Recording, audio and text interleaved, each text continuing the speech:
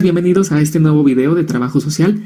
Mi nombre es Abraham y en esta ocasión les voy a presentar el tema de cómo elaborar estudios socioeconómicos. Vamos a comenzar entonces a definir qué es un estudio socioeconómico y vamos a comprender que es una herramienta que nos va a permitir a los trabajadores sociales conocer tanto el ámbito laboral como el ámbito económico de la persona sujeto de caso y de su familia. Gracias a ellos vamos a poder identificar a las personas que trabajan y aportan al gasto familiar, el tipo de trabajo que desempeñan, el horario de la jornada laboral, las prestaciones a las que tienen derecho, la cantidad y distribución de todos los ingresos, el grado de satisfacción que tienen esas personas con su empleo, que implica tanto lo monetario como lo personal y lo social, y los gastos de la familia, no solamente los gastos corrientes, sino también aquellos bienes adquiridos a crédito y los ahorros familiares. La utilidad que le pueden dar al estudio socioeconómico las instituciones va a variar de acuerdo con su funcionamiento. En algunos lugares, por ejemplo, se utiliza para determinar si una persona candidata a un empleo es apta o no para cubrir el puesto de acuerdo con su posición socioeconómica. También se determina si una persona que se encuentra estudiando o en algún nivel educativo es apta o candidata para recibir alguna beca. Se puede utilizar también en instituciones de salud para asignar un nivel y que la persona usuaria de los servicios de ese centro o instituto puedan pagar de acuerdo con el nivel asignado tras el estudio socioeconómico aplicado a su familia. Independientemente de la utilidad que le dé cada una de las instituciones al estudio socioeconómico, este siempre nos ayudará a identificar todos los elementos que componen tanto el ámbito laboral como el ámbito económico de ese sujeto de caso y de su familia. Para comenzar, debemos identificar lo que es el empleo, el cual se define como toda actividad donde una persona es contratada para ejecutar una serie de tareas específicas y por la cual recibe una remuneración económica. Existen tres categorías para referirnos al empleo. El primero, que es el pleno empleo, y es un fenómeno en el cual la oferta de trabajo o la oferta de empleo es igual a la demanda que existe de este, y viceversa. Por otro lado, en el subempleo, se ve una especie de empleo disfrazado que a diferencia de su definición original, la persona no es contratada para realizarlo y suele provenir del autoempleo o de la iniciativa privada. El desempleo es la falta de empleo y existen 4 tipos que podemos definir a continuación. El desempleo friccional existe cuando la oferta no encuentra a la demanda o la demanda no encuentra a la oferta, es decir, en algún momento las empresas o las instituciones buscan personal sin que exista alguien interesado o la cantidad suficiente de candidatos interesados en emplearse dentro de esas instituciones o dentro de esos centros de trabajo. O al revés, existe mucha demanda de empleo, pero las empresas en ese momento no tienen vacantes para poder cubrir las necesidades de los futuros empleados.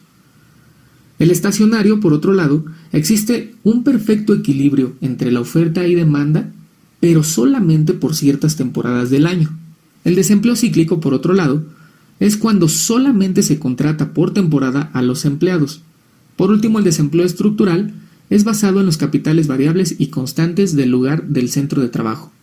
Una vez identificados tanto los tipos de empleo como los tipos de subempleo, es importante reconocer dentro de la familia qué tipo de contrato es el que tienen la o las personas que aportan al gasto familiar.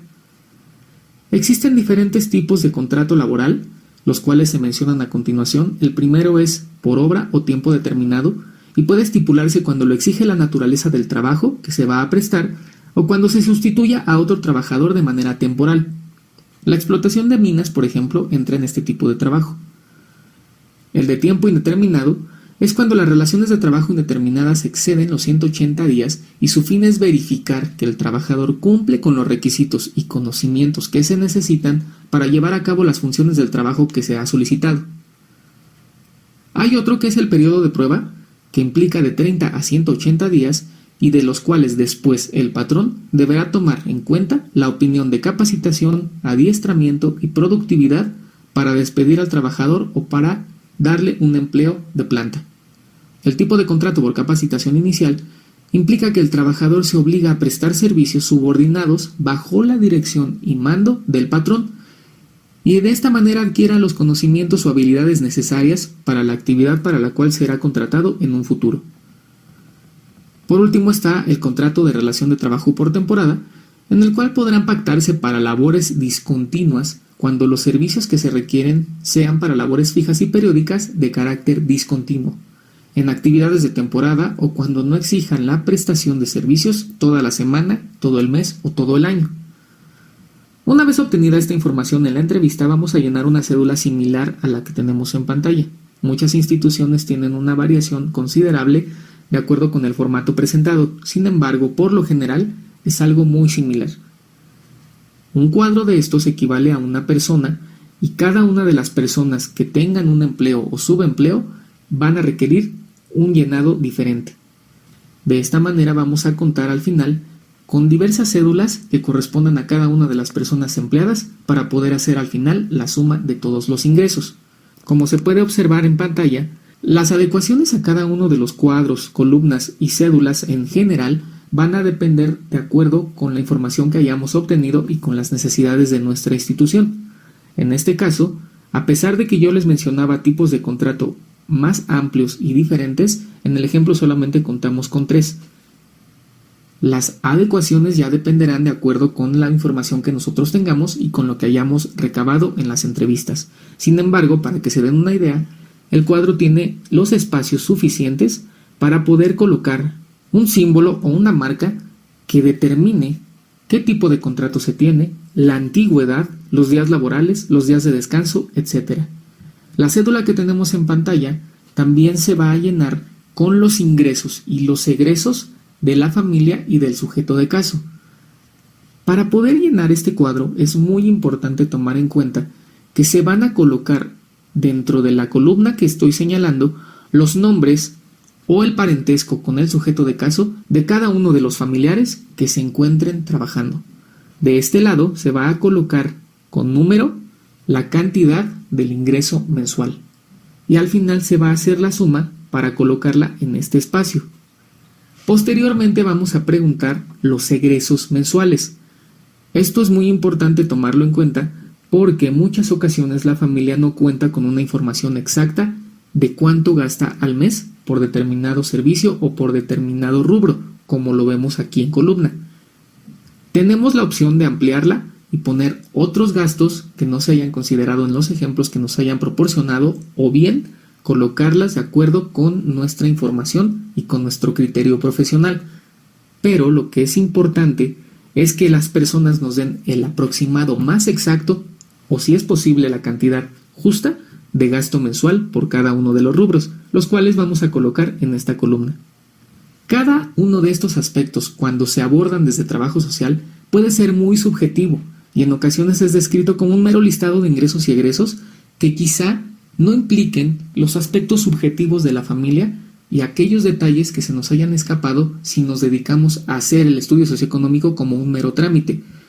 Lo más importante resulta de un adecuado uso que se haga a la técnica de observación y análisis de datos.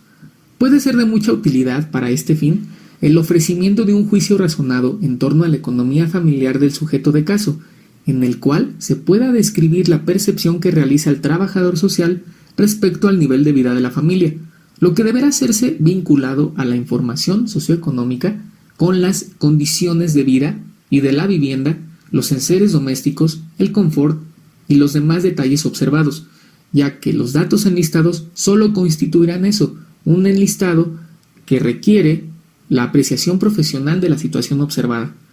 Con esto quiero decir que una vez que la persona nos haya declarado cuáles son sus gastos, podremos, si nos encontramos dentro de la vivienda, observar si realmente corresponden a lo que estamos observando con lo que cuenta la vivienda o con lo que cuentan las personas de la familia.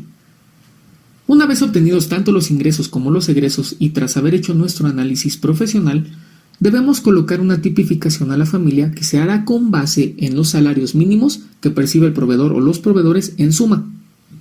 La primera clasificación o tipificación es familia en pobreza, la cual constituye dos categorías, que son familia en pobreza extrema o indigencia, que solo perciben de 0 a 1 salario mínimo al mes, y las familias con pobreza en subsistencia básica, que perciben de 1 a 2 salarios mínimos al mes. Luego está la familia de clase proletaria dependiente, de las cuales se desprenden dos subcategorías que son familias con pobreza relativa de ingreso limitado, de 2 a 3 salarios mínimos, o bien familias de clase proletaria dependiente no calificada que perciben de 3 a 4 salarios mínimos al mes. Posteriormente se encuentran las familias de clase media con dos subcategorías, que son familias de clase media modesta, que perciben de 4 a 6 salarios mínimos al mes, y familias de clase media con nivel básico de bienestar, que perciben de 6 a 8 salarios mínimos al mes. Por último se encuentran las familias acomodadas y solamente encontramos una subcategoría que es familias de clase acomodada, las cuales perciben de 8 o hasta más salarios mínimos al mes. Quiero hacer una aclaración al respecto. Esta tipificación se aplica en el país de México, sin embargo, se puede ajustar de acuerdo con el espacio geográfico o con el lugar desde el cual estén viendo el video, de acuerdo con los ingresos o con la tipificación y clasificación de salarios de su región.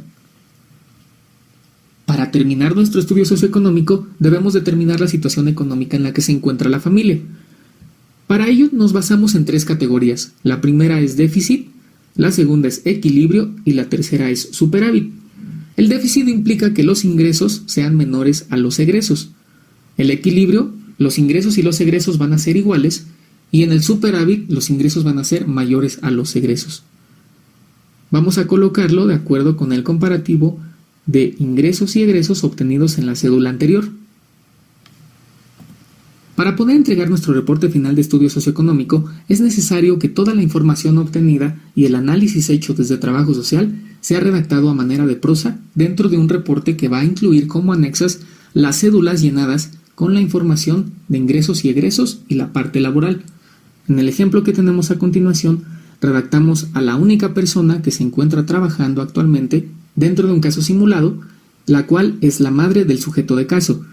Asimismo, la información de redacción de la parte económica deberá incluir un listado de todos los gastos colocados a manera de letra y de número, como se observa aquí en pantalla. No se debe de omitir ninguna información, todo lo declarado debe de plasmarse dentro de nuestra redacción como prosa. De esta manera podemos entregar nuestro reporte de estudio socioeconómico completo y colocar al final las observaciones, percepciones y la interpretación desde nuestra visión como profesionales con respecto a la situación laboral y económica de las personas entrevistadas. Bien, espero que este video haya sido de utilidad y que les haya servido o les sirva para sus futuras intervenciones. Vamos a seguir trabajando con estos videos. Les agradezco mucho las suscripciones, los comentarios al video de familiogramas, que fue el primero que realizamos.